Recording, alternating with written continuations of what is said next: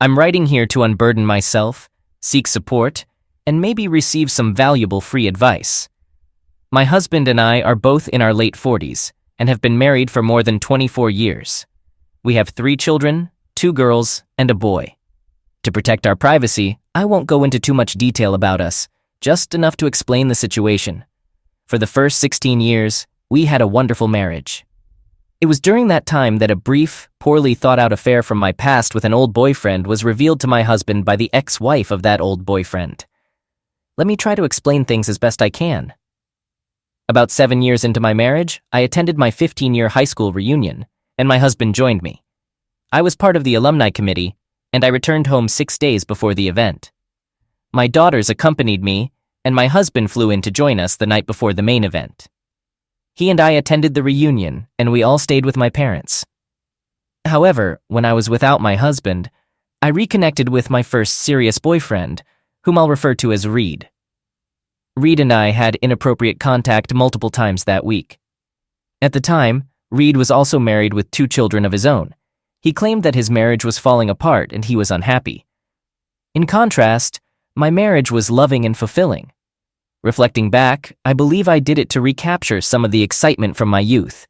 The years of being a mother and a homemaker in a secure marriage made me long for excitement and risk-taking. I despise myself for this. During those 3 days we spent together, we behaved as we did back in high school. But this time, we were hiding our actions from our spouses as well as our parents. We ended things 2 days before the reunion, realizing what a huge mistake we had made. We swore to have no further contact and to go on with our lives as if it hadn't happened. The reunion went well, and I even introduced my husband to my old boyfriend and his wife. We all chatted for a while, and with those 2 men standing side by side, I couldn't believe I had cheated on my husband, who is the love of my life and my support. I felt incredibly guilty and terrible. Right then and there, I promised myself that I would never tell him because it would deeply hurt him, but I would make it up to him. For the next 9 years, our marriage was nearly as perfect as one could imagine. During that period, I felt a strong urge to do everything in my power to make him happy, and I did exactly that. I gave him my all and ensured there was some form of affection from me every day. I managed everything at home and took care of the children, so when he returned from work, he could relax and enjoy his time with the family. The guilt I carried was, and still is, incredibly profound. However, I also found immense joy in being a devoted wife and mother to our children. In this time, we had 3 kids because I gave birth to a boy 8 years ago. My husband was overjoyed to have a son, and they formed a close bond from the day he was born. To be fair, my husband is an affectionate father and shows the same level of love for our daughters. Everything was going well for us until one day, my husband arrived home from work early and said we needed to talk. I was concerned and thought something had gone wrong at his job. Instead, he told me he had spoken to my old boyfriend's ex-wife earlier that day. As soon as he mentioned their names, my heart started racing. I had difficulty breathing, and I felt lightheaded. He proceeded to explain that she had told him her husband confessed to an affair he and I had years ago. She mentioned that her husband had been diagnosed with an aggressive form of Parkinson's disease 6 years ago and was now in an advanced stage. They had been divorced for 7 years, which I also didn't know, but she and her children still helped him with some tasks as his condition had worsened. Apparently, he was consumed by guilt, and he finally confessed. She's remarried now, but she continued to assist her kids with his groceries and some basic errands as he didn't have anyone else. To her, the affair was no longer significant, but she felt a moral obligation to inform my husband, believing he should be aware. I agree with her, but I wish she had contacted me first, so I could have confessed instead of catching my husband and me off guard. I begged my husband for forgiveness, explaining that it was a long time ago and had no real impact on our relationship. I reminded him of our wonderful marriage and assured him that he and our children remained my top priority. Naturally, he was upset, hurt, and felt deeply disrespected. He became extremely angry, which was something I had never witnessed before. For the next hour, he used offensive language, including disrespectful terms, to address me. I sat there crying, not uttering a word, as I believed every word he was saying. He had been nothing but a wonderful man to me and my entire family. Once he finished his outburst, he left in his truck without specifying his destination. An hour later, he called and told me he'd return in the evening. He instructed me to gather all the kids for a family meeting and to think about what I would tell them. I inquired about what he meant, and I pleaded with him not to make me do this, as we didn't want to burden our children. I expressed that I should be the only one suffering for this, but he insisted that they needed to know the truth about their mother. He told me not to say a word to them until he got home. In the evening, I prepared dinner for the kids, but I couldn't eat much due to my nervousness. They asked where their dad was, and I informed them he'd return later as he was working. I then mentioned that he wanted to have a family meeting that night to discuss something. They inquired about why and at what time, and I told them to be ready at 8:30. I texted my husband to inform him that we were all set for 8:30 and also asked him to call me so we could go over what we were going to say. However, he didn't call. Instead, he arrived promptly at 8:30 and entered the kitchen where we were all seated. His demeanor was notably different. He was no longer angry. Instead, he was cheerful, giving each of our kids a kiss and a hug, as usual. He sat down, looked at me, and asked if I wanted to start.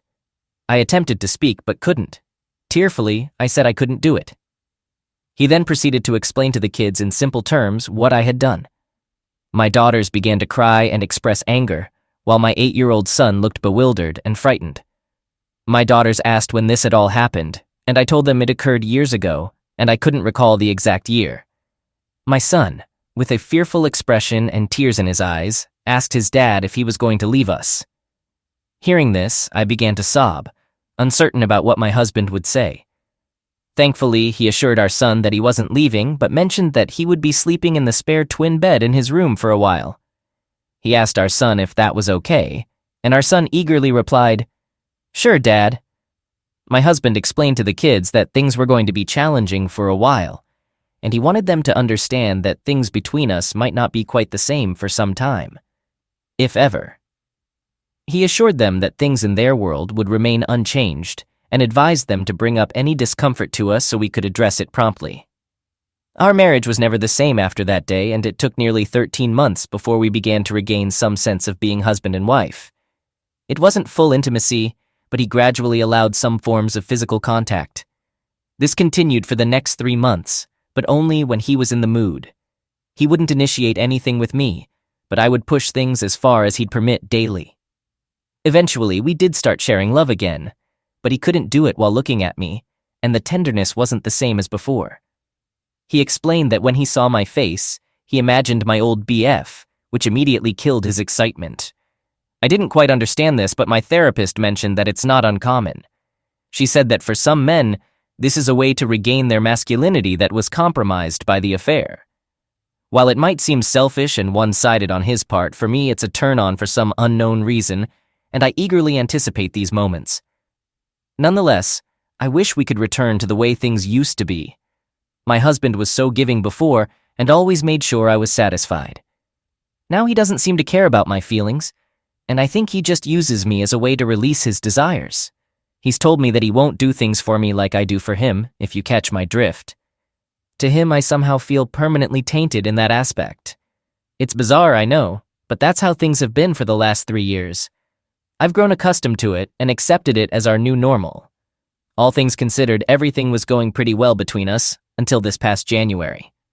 It was during this time that something that should have been an enjoyable exercise turned into something that set us back months in our healing process. The wounds from the past affair were reopened, and we found ourselves even further behind than we had been. It was then that my son came home and told his dad and me during dinner about a project his 8th grade history class was working on. The project involved mapping our family history in America as far back as possible.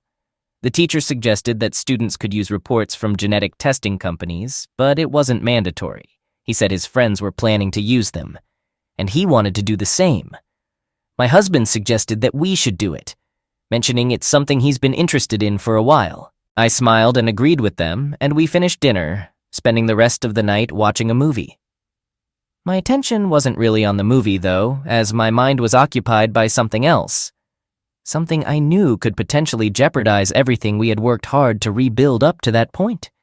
While I was quite certain that my husband was my son's biological father, there was a slim chance he might not be, given the timing of his conception during the alumni week when I had been with both men.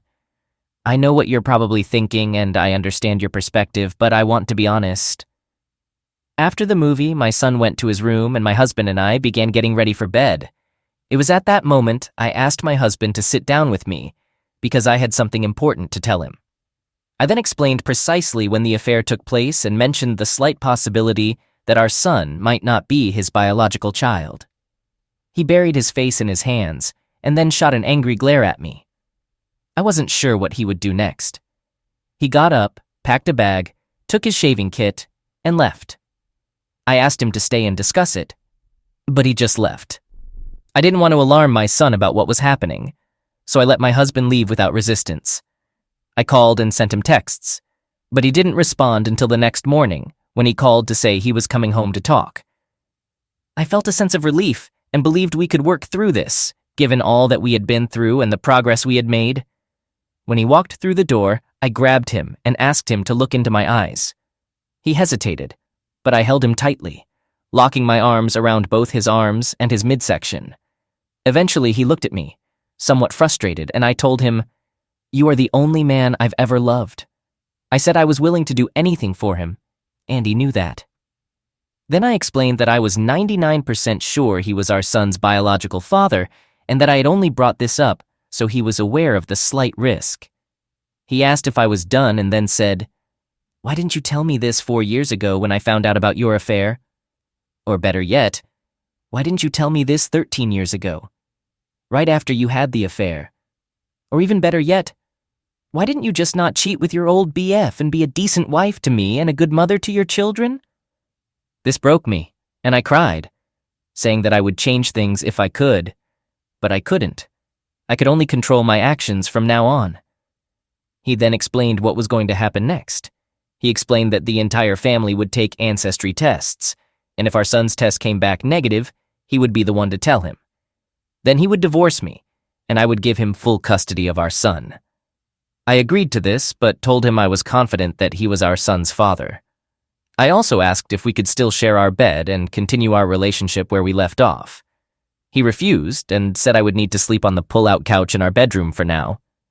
I was disappointed but accepted it, as at least he was still willing to share the same room with me. We all took the ancestry tests, and thankfully, the results showed that my husband was indeed our son's father. After getting the results, my husband helped our son complete his class project. He told me he was relieved, and I thought things would return to the way they had been. But they haven't. I'm still sleeping on the couch, and my husband has become distant. He only spends time with me when our son is present, or when our daughters are home. He has also joined a local hiking club as the vice president, so most evenings after dinner, if he's not with our son, he's out hiking with the club or working with the board. This has been going on for nearly 4 months, and I'm feeling lonely and left out. I want my husband back, the one I used to have before he found out about my affair. Does anyone have any suggestions for what I could do in addition to what I'm already doing? As I mentioned earlier in this post, I've done everything I can think of for him, but I haven't been able to break through his emotional barriers. I know he'll never forget what I've done and may never forgive me, but I'm willing to accept that as long as we can get back to the love and mutual admiration we once had for each other. My feelings for him are stronger than ever, but I fear he has fallen out of love with me. Thank you for reading this and understanding my situation. Update. I'm back to quickly answer some common questions. First question, answer. My old boyfriend and I dated during most of high school. I ended the relationship shortly after starting college because the long-distance thing wasn't working for us. Second question.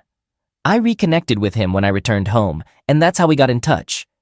Each of us on the reunion committee had a list of names to call and confirm attendance, and I purposely chose the list with his name on it. You could say I initiated contact. At the time, I wanted what happened to happen, and after it did, I felt terrible guilt, which has made me a better person. Third question. My husband has never pressured me into anything. I've willingly done everything with him, and most of the time, I've taken the initiative.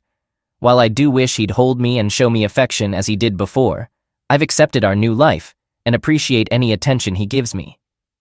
When he's happy, I'm happy. Fourth question. My husband has never cheated on me. I'm certain of this because his focus has always been 100% on his family. He's a good man, an excellent father, and the best husband.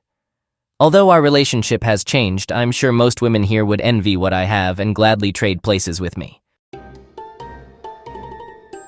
Update: 7 months after the original post. Hello everyone, I'm here to give you a quick update on the current status of my relationship with my husband. Sadly, my husband has decided that he wants a divorce. As I type this out, it fills me with sadness, sorrow, and regret. These have been my overwhelming feelings since he told me about his decision a month and a half ago. I did everything I could to try to change his mind, but he had already made up his decision. He explained that the past 5 years have been miserable for him, and he assumed they must have been tough for me as well. I told him I wasn't miserable and that simply being around him brought me joy. I begged him to reconsider, but it was clear that he had made up his mind. He expressed his desire to start a new life for himself, hoping I would do the same. He thanked me for the years before my unfaithfulness and for the effort I put into trying to salvage our marriage. Nevertheless, he said the affair, along with my dishonesty and lack of transparency, had damaged his ability to trust me completely. Beyond the affair, he acknowledged that I had been a great mother, and he wanted us to remain close and be good parents after the divorce, for the sake of our kids. We're working out the details outside of the courtroom, so the legal proceedings will be more of a formality. We have such a good relationship that his lawyer even questioned once whether we were sure about getting a divorce. I expressed my reluctance, but I respect my husband's decision. Everything should be finalized within the next year. One of the most challenging tasks will be selling the family home we built together, the place where we conceived and raised our children. While we'll both make a substantial amount from the sale, property prices in the area have increased so much that I wouldn't be able to afford a new one on my own. I'm currently searching for an apartment for my new place. My husband has similar plans but intends to buy a new place, possibly closer to his workplace. Our kids are handling it well, and my son has been incredibly supportive. He's truly a guardian angel. Having my son around has helped me through some really tough times. My daughters have been supportive too, but they're both busy with school and don't visit home that often. I'm planning to start job hunting later this year, but for now, I'm taking a couple of months off to focus on self-improvement. Over the past 5 years, the stress in my life has taken a toll on me, leading to some weight gain. My doctor has warned me about high blood pressure and my weight. I don't turn to alcohol, so I use food as a way to cope when I'm under stress. Unlike my husband, I don't exercise or eat healthily, which has caused me to gain quite a bit of weight, especially recently. My goal is to return to the weight I was when we first got married. In conclusion, I want to express my gratitude to everyone for the thoughtful responses and their concern for my well-being. I never thought my life was that interesting, but apparently it is. Please don't feel sorry for me, I'll be fine. The darkest days are behind me, and I'm moving towards a brighter future. Who knows? My husband might change his mind or return to me in the future. Stay grateful. All right, that was a fun story. Now let's move on to another exciting one. Stay tuned and let's dive in. Story 2. If I could offer one piece of advice regarding divorce, it would be not to pursue it under normal circumstances. In my case, there was no offense. We were together for 8 years, which were mostly good, and we have 4 children. Around the 5-year mark, I received a job promotion, and I started to believe that my ex-husband was somehow holding me back from more success and a better life. We didn't have much money, but with my promotion, I was now earning more than he was. I began working longer hours, while his hours were reduced, so he spent more time at home. I started to resent him for being at home and for having the opportunity to spend time with our kids. Most evenings when I returned home, the children were either getting ready for bed or already asleep. After a few months in my new job, it became clear to me that things at home weren't going well when I wasn't there. Some nights, the dishes weren't done when I arrived or the kids hadn't eaten, and I would find something to be upset with him about no matter how trivial. I was angry, and it didn't really matter what it was about. He kept saying he would try harder, but he also mentioned how difficult it was being home all the time. That just made me even more furious. Over the next couple of years, things continued to deteriorate. My work hours remained long, and his job was sporadically full-time. There was never a good time for him to work full-time given my schedule, but we needed the money. Whenever he mentioned that he could take on extra hours, I would complain. The fewer hours he worked, the more I would gripe that he wasn't earning enough money. If he pointed out the inconsistency, I would tell him to figure it out. I knew this bothered him, so I started saying it frequently, using it as an excuse for many things. I truly resented him, and I withdrew from the relationship. I understood that my actions hurt him, but I didn't care. I believed that if he wanted to avoid getting hurt, he should at least try to make me happy. I used this justification when I began talking to another man at work. Initially, I considered him just a friend, but our conversations at work turned into text messages at home. These messages then led to exchanging pictures and videos, and eventually we tried to find ways to spend time alone together. I knew it was wrong, but it made me feel alive, which my husband hadn't made me feel in years. I was weary of being unhappy, and I was doing this for myself. The worst moment was when I arrived home at a reasonable time and discovered that he had cleaned the entire house, prepared dinner for the family, and selected a movie for all of us to watch together. A couple of years earlier, this would have delighted me, but that night, I couldn't even look at him, and I faked being sick. I spent the entire evening in bed while he waited on me, checked on me, and even brought me different food in bed. It made me feel awful, and then I became angry that he made me feel that way. By the end of the night, I was texting with the other guy. Over the next month or two from that night, it didn't matter what he did. He seemed wrong just for existing most days. He would get so upset with how I treated him, and I would deliberately provoke him into losing his temper because I knew it would happen sooner or later. After most of our fights, he would apologize for something I told him he did wrong, if there even was anything. But I never did. Instead, I would often find a way to make him feel even worse. I believed I was right because he was wrong, and that was all that mattered to me. I even pretended not to care when he found out about my relationship with the guy from work. It pained me internally to see him holding back tears, but I wasn't going to let him see that. He was at his most vulnerable when I chose to tell him that I wanted a divorce. I could almost hear his heart breaking inside his chest. He pleaded and fought, saying we could work through it together. I wasn't really interested in fixing our marriage, but I mostly ended things with the other guy, only because I knew I could go back to it if I wanted. I could see he was trying, and occasionally I would acknowledge that, but most of the time I was incredibly harsh to him for any and all reasons I could think of. I'm not sure what more the man could have done to make me happy, aside from finding a job that paid enough for me not to have to work at all. He said he was looking, but looking and finding a job are two different things. It was around this time that I discovered this group and a few others. I started posting things about him, solely from my perspective, and I received a lot of positive feedback about how I was feeling, which reinforced my belief that I was right. The more I posted, the more validation I received. It wasn't just me who believed that my ex-husband wasn't worth keeping around. The entire internet was telling me how terrible he was. I began saying terrible things to him and even outright ignoring him. I was so confident in my opinion and the opinions of others that I contacted a lawyer and, within a couple of weeks, had filed for divorce. I kept using this website and a couple of others to find validation for my feelings and get encouragement to go through with the divorce, and eventually, I went ahead with it. The process went relatively smoothly. My ex-husband didn't ask for much, except not to get divorced and to try to work things out. I didn't care about that, though. He was shattered, but I felt liberated. I had the freedom to do as I pleased without feeling guilt or having to answer to anyone. It was an incredible sense of freedom. However, this feeling didn't last long. In the first month after he moved out, I missed garbage day 3 times. The dishes rarely got cleaned, and the laundry piled up for so long that I had to do the sniff test to see if it could be worn again. I also rarely saw my kids happy. My oldest had seen some messages from the other guy months earlier, and she knew my ex-husband still wanted to try to work things out. It didn't take her long to stop talking to me altogether, except to express her desire to go to my ex-husband's house. The other kids also told me they wanted to live with him. I tried to make them happy, but ended up just buying them toys all the time, and the happiness was short-lived. I was also struggling at work. Being alone, I couldn't work all those extra hours that were expected of me. Eventually, I gave in and started calling my ex-husband to watch the kids.